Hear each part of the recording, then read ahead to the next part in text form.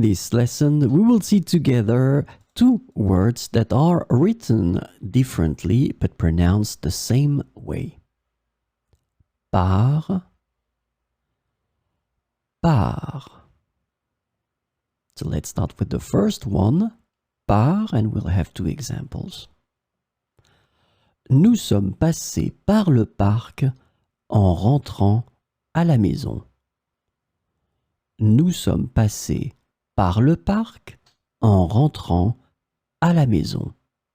So in that situation, par is a preposition. Par chance, j'ai réussi à attraper le dernier métro. Par chance, j'ai réussi à attraper le dernier métro. So let's have a look at the second one. So par, written like that, and we'll have two examples too.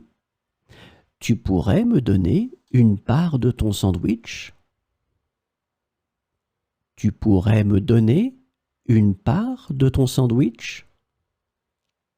So as you can see here, par is a noun, and then it's a feminine noun, une part.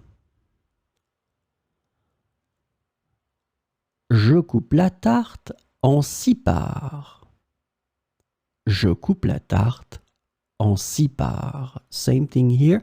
We have the same word, so it's the substantive, it's the noun, and it's still feminine, but in that case you've got the plural form, so with the S in the end, that is totally mute, you don't pronounce it, so it will be exactly the same pronunciation, par. So let's remember, first one it was a preposition, par, the second one is a noun, une part, or then it can be the plural form, des parts with the S that will not be pronounced.